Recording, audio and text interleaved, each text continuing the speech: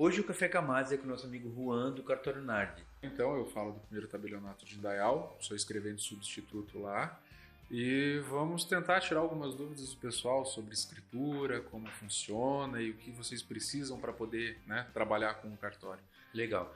O que eu vejo, Juan? Vamos começar já aí colocando uma situação que é super normal em acontecer. A pessoa compra um imóvel de contrato de compra e venda. Às vezes ele não entende se ele iria primeiro no registro civil, se ele vai no registro de imóveis, se ele vai no cartório. Então, vamos colocar um passo a passo, onde ele iria primeiro, como ele faria para fazer a transferência desse imóvel para ele. Certo. Bem, depois que toda a negociação já está feita, o contrato está assinado, você precisa só escriturar. A regra geral é que você procure um tabelionato de notas, um cartório de notas, né? Você normalmente precisa fazer um circuito sobre todos os cartórios para fazer escritura, tirar certidões de registro civil, no cartório de registro civil, certidão dos imóveis, no registro de imóveis, mas o primeiro passo costuma ser o tabelionato de notas. Lá a gente dá todas as orientações que tu precisa para começar a tua escritura.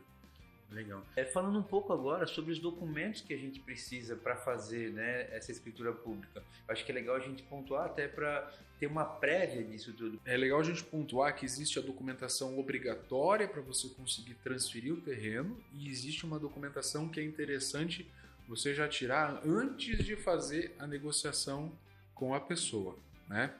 Então, vamos lá. Tirar a certidão de inteiro teor do imóvel para ver se não tem nenhuma penhora, nenhuma restrição lá sobre esse mesmo terreno. Mas existem algumas situações que podem não estar compreendidas dentro desse terreno, dentro dessas certidões. Perdão. Quando você vai negociar um terreno com alguém, é interessante você pesquisar se existe alguma execução contra ele no tribunal, se existe alguma dívida trabalhista, né? E ir no registro de imóveis e tirar a certidão de inteiro teor do imóvel antes de fazer a negociação por contrato. Porque lá você vai, com esses 3 documentos, você consegue se garantir, pelo menos num primeiro momento, de que a venda está sendo segura, não existe nenhuma penhora ou nenhuma restrição no imóvel que você está comprando. E na hora de escriturar, chega no tabelionato, está com uma certidão positiva, está com uma penhora no imóvel. Então, é legal que você procure esses documentos antes de procurar o cartório. Já tira essas certidões antes de negociar para já adiantar a tua vida e evitar qualquer incômodo futuro, né? O que a gente faz, por exemplo, aqui na imobiliária é isso, né? A gente faz a proposta do imóvel, atualiza todas as certidões e daí então o cliente tem um tempo hábil aí de no mínimo 30 dias para encaminhar essa escritura de forma mais tranquila, sabendo que todas as certidões estariam ok e fazer esse negócio acontecer de uma forma transparente, com tranquilidade, sabendo que naquele momento que ele fez a negociação, o imóvel estava apto para fazer a escritura. Quem comprou um imóvel meu, eu tenho uma dívida com a Receita Federal, por exemplo, quem está comprando pode dizer, olha, eu tenho ciência de que o Rui tem essas certidões positivas na Receita Federal, existem esses débitos na Receita Federal em nome do Juan, mas mesmo assim eu vou aceitar a transferência desse imóvel. Qual que é o problema disso? Aquele imóvel que eu comprei dispensando essa certidão pode ser objeto de uma constrição, de uma penhora, né, para pagar essa dívida.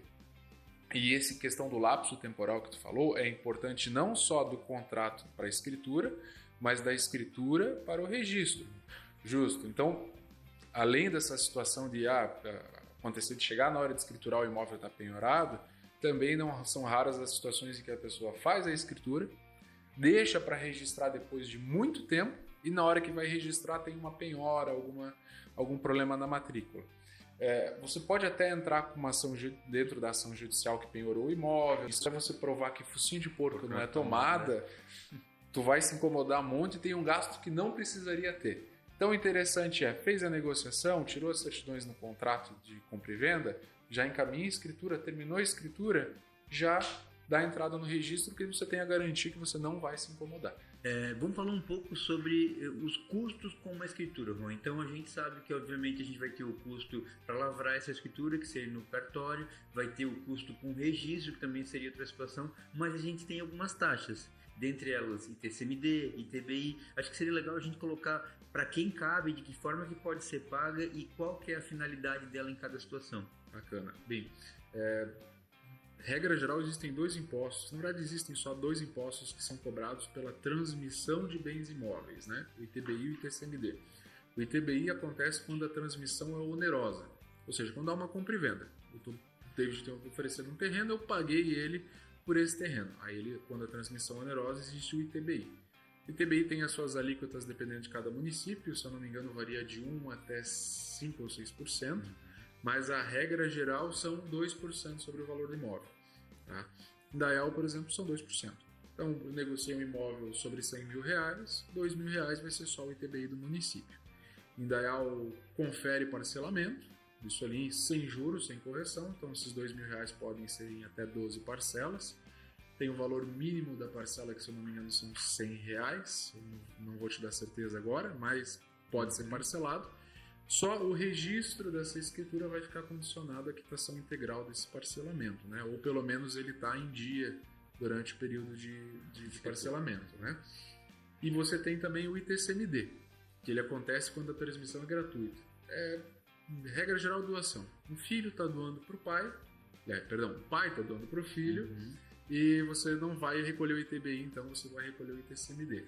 A principal diferença é a alíquota, né? Enquanto o ITBI é 2% fixo, Santa Catarina tem o ITBI, o ITCMD progressivo, de 1, 3, 5, 7, em alguns casos 8%, torna bem caras as doações. O ITCMD também pode ser parcelado. Até pouco tempo atrás só havia correção pela Selic nas parcelas, mas bem recentemente eles fizeram uma alteração na lei ali e estão cobrando uma multa diária de 0,3% até o limite de 20% sobre o valor do imposto. Então, parcelar o ITCMD hoje está se tornando bem caro, porque a partir ali mais ou menos do terceiro mês tu já chega quase em 20% de acréscimo sobre o valor do imposto por ter parcelado. A gente sabe que tem um projeto de lei que está sendo encaminhado, ou já foi encaminhado na Câmara Legislativa de Santa Catarina para alterar essa questão da multa sobre o parcelamento, né? Mas até o momento correção pela Selic mais esse 0,3% diário até o limite de 20%. Juan, o que é legal a gente pontuar é que a gente tem duas situações, né? O parcelamento do ITBI aqui, que é direto com a prefeitura, tu vai pagar esse ITBI de forma parcelada, porém é passível de fazer essa transferência desde que as parcelas estejam em dia. E como é que funciona com o ITCMD? Eu consigo registrar esse imóvel se ele tem parcelas a vencer? Não. A lei estadual, abrir um parênteses aqui, né? O ITBI ele é um imposto que é pago para o município e é regulado por lei municipal. O ITCMD ele é um imposto que é pago para o estado de Santa Catarina e é regulado por lei estadual. Como são leis diferentes, enquanto a lei de Indaial permite que tu parcele e registre a escritura, o ITCMD de Santa Catarina não permite o registro das escrituras sem a devida quitação. Então, eu vou fazer escritura de doação, eu posso parcelar lá o ITCMD em até 48 vezes hoje, né? Também com uma parcela mínima de R$150, se eu não me engano. Só que eu não vou conseguir registrar essa escritura enquanto esse ITCMD não tiver quitado. Entendi.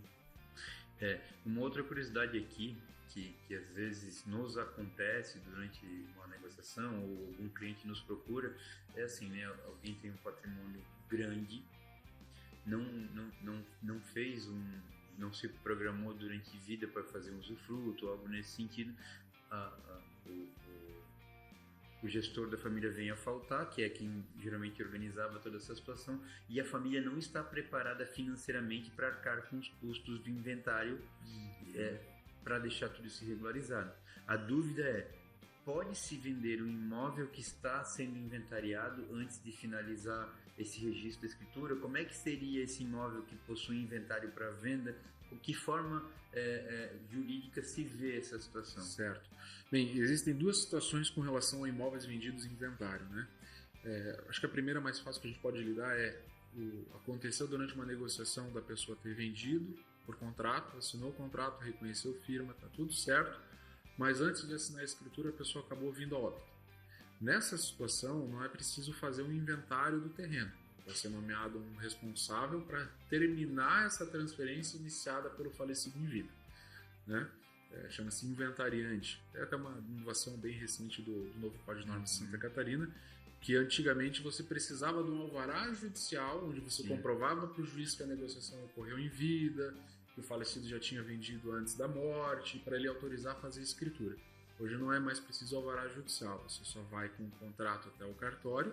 Precisa ainda da abertura do inventário para ter um inventariante para assinar isso, para né? nomear esse inventariante. Isso. Ou, na falta do inventariante, todos os herdeiros do falecido comparecem ao ato para assinar. mas a regra geral é que tendo um inventariante se torna mais fácil, depende só de uma pessoa para resolver tudo. E a outra situação é essa que tu comentou, onde a pessoa acaba falecendo, não deixou recursos para a família pagar a carga tributária do inventário, que não é baixa, são esses 1, 5, 7, 8% que nós comentamos, e a família não tem condições de arcar com essa despesa. Você pode tratar de duas maneiras.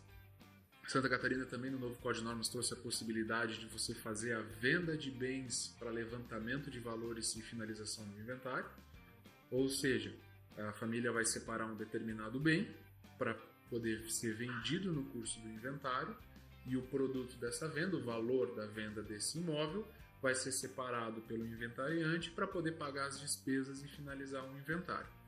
Ou também acontece muito da pessoa que está comprando o imóvel negociar o seguinte: olha, nós vamos fazer então um inventário e compra e venda tudo num ato só, porque é possível também, você finaliza o inventário e na mesma escritura já realiza a venda para terceiro, e o preço da venda é pago pelo comprador quando é finalizada e assinada a escritura.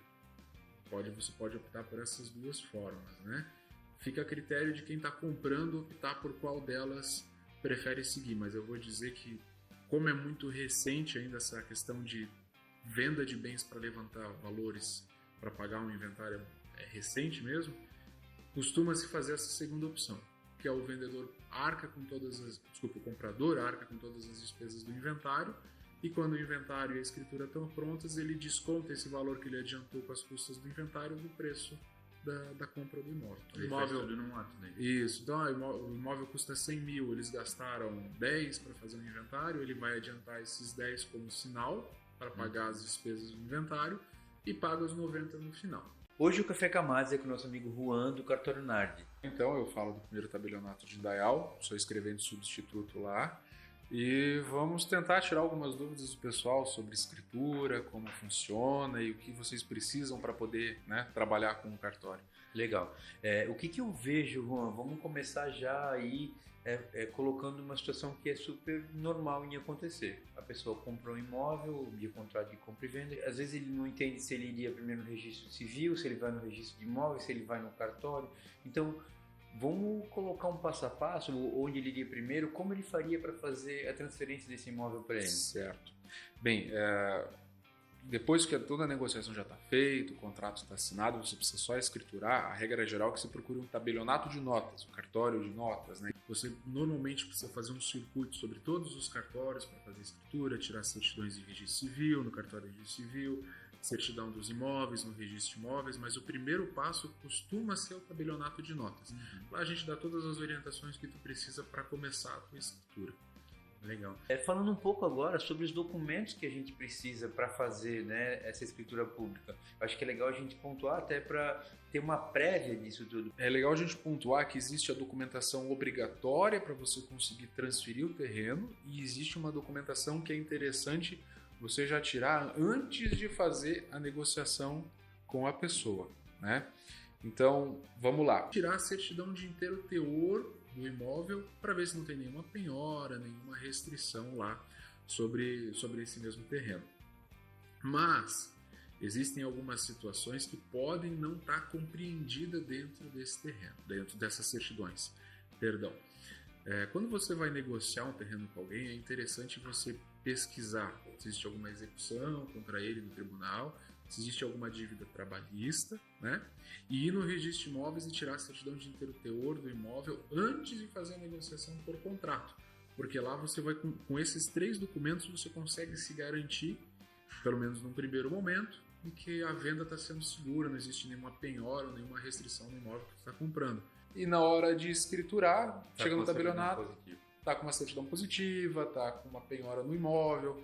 Então, é legal que você procure esses documentos antes de procurar o cartório. Já tira essas certidões antes de negociar para já adiantar a tua vida e evitar qualquer incômodo futuro, né? O que a gente faz, por exemplo, aqui na imobiliária é isso, né? A gente faz a proposta do imóvel, atualiza todas as certidões e daí então o cliente tem um tempo hábil aí de no mínimo 30 dias para encaminhar essa escritura de forma mais tranquila, sabendo que todas as certidões estariam ok e fazer esse negócio acontecer de uma forma transparente, com tranquilidade, sabendo que naquele momento que ele fez a negociação, o imóvel estava Tava apto tudo para ok. fazer a escritura. Alguém comprou um imóvel meu, eu tenho uma dívida com a Receita Federal, por exemplo. Quem está comprando pode dizer, olha, eu tenho ciência de que o Rua tem essas certidões positivas na Receita Federal, existem esses débitos na Receita Federal em nome do Rua, mas mesmo assim eu vou aceitar a transferência desse imóvel. Qual que é o problema disso? Aquele imóvel que eu comprei dispensando essa certidão pode ser objeto de uma constrição, de uma penhora, né, para pagar essa dívida. E essa questão do lapso temporal que tu falou é importante não só do contrato para a escritura, mas da escritura para o registro. Justo. Então, além dessa situação de acontecer de chegar na hora de escriturar o imóvel está penhorado, também não são raras as situações em que a pessoa faz a escritura, deixa para registrar depois de muito tempo e na hora que vai registrar tem uma penhora, algum problema na matrícula. Você pode até entrar com uma ação dentro da ação judicial que penhorou o imóvel, e se você provar que focinho de porco não é tomada, tu vai se incomodar um monte e tem um gasto que não precisaria ter. Então o interessante fez a negociação, tirou as certidões no contrato de compra e venda, já encaminha a escritura, terminou a escritura, já dá entrada no registro que você tem a garantia que você não vai se incomodar. Vamos falar um pouco sobre os custos com uma escritura, Juan. Então a gente sabe que obviamente a gente vai ter o custo para lavrar essa escritura, que seria no cartório, vai ter o custo com registro, que também seria outra situação, mas a gente tem algumas taxas, dentre elas ITCMD, ITBI. Acho que seria legal a gente colocar para quem cabe, de que forma que pode ser paga e qual que é a finalidade dela em cada situação. Bacana. Bem, regra geral, existem dois impostos. Na verdade, existem só dois impostos que são cobrados pela transmissão de bens imóveis, né? O ITBI e o ITCMD. O ITBI acontece quando a transmissão é onerosa, ou seja, quando há uma compra e venda. O David tem oferecendo um terreno, eu paguei ele por esse terreno. Aí, quando a transmissão é onerosa, existe o ITBI. O ITBI tem as suas alíquotas dependendo de cada município, se eu não me engano, varia de 1 até 5 ou 6%. Mas a regra geral são 2% sobre o valor do imóvel. Tá? Em Dayal, por exemplo, são 2%. Então, eu negociei um imóvel sobre R$100 mil, R$2.000 vai ser só o ITBI do município. Em Dayal, confere parcelamento, isso ali sem juros, sem correção, então esses R$2.000 podem ser em até 12 parcelas. Tem o valor mínimo da parcela, que se eu não me engano são R$100, eu não vou te dar certeza agora, mas pode ser parcelado. Só o registro dessa escritura vai ficar condicionado à quitação integral desse parcelamento, né? Ou pelo menos ele está em dia durante o período de parcelamento, né? E você tem também o ITCMD, que ele acontece quando a transmissão é gratuita. Regra geral, doação. Um filho está doando para o pai, o pai está doando para o filho, e você não vai recolher o ITBI, então você vai recolher o ITCMD. A principal diferença é a alíquota, né? Enquanto o ITBI é 2% fixo, Santa Catarina tem o ITCMD progressivo, de 1, 3, 5, 7 e em alguns casos 8%, torna bem caras as doações. O ITCMD também pode ser parcelado, até pouco tempo atrás só havia correção pela Selic nas parcelas, mas bem recentemente eles fizeram uma alteração na lei ali, e estão cobrando uma multa diária de 0,3% até o limite de 20% sobre o valor do imposto. Então, parcelar o ITCMD hoje está se tornando bem caro, porque a partir ali mais ou menos do terceiro mês tu já chega quase em 20% de acréscimo sobre o valor do imposto por ter parcelado. A gente sabe que tem um projeto de lei que está sendo encaminhado, ou já foi encaminhado na Câmara Legislativa de Santa Catarina para alterar essa questão da multa sobre o parcelamento, né? Mas até o momento correção pela Selic mais esse 0,3% diário até o limite de 20%. Juan, o que é legal a gente pontuar é que a gente tem duas situações, né? O parcelamento do ITBI aqui, que é direto com a prefeitura, tu vai pagar esse ITBI de forma parcelada, porém é passível de fazer essa transferência desde que as parcelas estejam em dia. E como é que funciona com o ITCMD? Eu consigo registrar esse imóvel se ele tem parcelas a vencer? Não. A lei estadual, abrir um parênteses aqui, né? O ITBI ele é um imposto que é pago para o município, ele é regulado por lei municipal. O ITCMD ele é um imposto que é pago para o estado de Santa Catarina e é regulado por lei estadual. Como são leis diferentes, enquanto a lei de Indaial permite que tu parcele e registre a escritura, o ITCMD de Santa Catarina não permite o registro das escrituras sem a devida quitação. Então, eu vou fazer escritura de doação, eu posso parcelar lá o ITCMD em até 48 vezes hoje, né? Também com uma parcela mínima de R$150, se eu não me engano. Só que eu não vou conseguir registrar essa escritura enquanto esse ITCMD não estiver quitado. Entendi. Uma outra curiosidade aqui, que às vezes nos acontece durante uma negociação ou algum cliente nos procura, é assim, né? Alguém tem um patrimônio grande, não fez não se programou durante vida para fazer um usufruto ou algo nesse sentido, o gestor da família vem a faltar, que é quem geralmente organizava toda essa situação, e a família não está preparada financeiramente para arcar com os custos do inventário para deixar tudo isso regularizado. A dúvida é, pode-se vender um imóvel que está sendo inventariado antes de finalizar esse registro da escritura? Como é que seria esse imóvel que possui inventário para venda? De que forma jurídica se vê essa situação? Certo. Bem, existem duas situações com relação a imóveis vendidos em inventário, né? Acho que a primeira mais fácil que a gente pode lidar aconteceu durante uma negociação da pessoa ter vendido por contrato, assinou o contrato, reconheceu firma, está tudo certo, mas antes de assinar a escritura a pessoa acabou vindo a óbito. Nessa situação não é preciso fazer um inventário do terreno. Vai ser nomeado um responsável para terminar essa transferência iniciada pelo falecido em vida, né? Chama-se inventariante. É até uma inovação bem recente do novo Código de Normas de Santa Catarina, que antigamente você precisava de um alvará judicial, onde você comprovava para o juiz que a negociação ocorreu em vida, que o falecido já tinha vendido antes da morte, para ele autorizar a fazer a escritura. Hoje não é mais preciso alvará judicial, você só vai com o contrato até o cartório.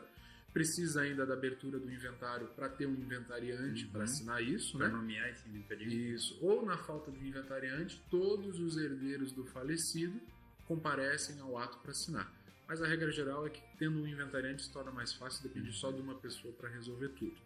E a outra situação é essa que tu comentou, onde a pessoa acaba falecendo, não deixou recursos para a família pagar a carga tributária do inventário, que não é baixa, são esses 1, 5, 7, 8% que nós comentamos, e a família não tem condições de arcar com essa despesa.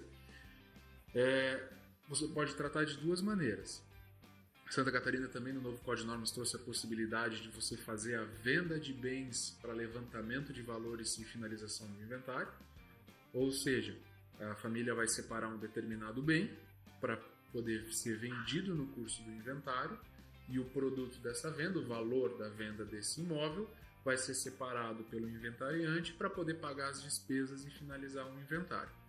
Ou também acontece muito da pessoa que está comprando o imóvel negociar o seguinte: olha, nós vamos fazer então um inventário e compra e venda tudo num ato só, porque é possível também, você finaliza o inventário e na mesma escritura já realiza a venda para terceiro, e o preço da venda é pago pelo comprador quando é finalizada e assinada a escritura. Você pode optar por essas duas formas, né?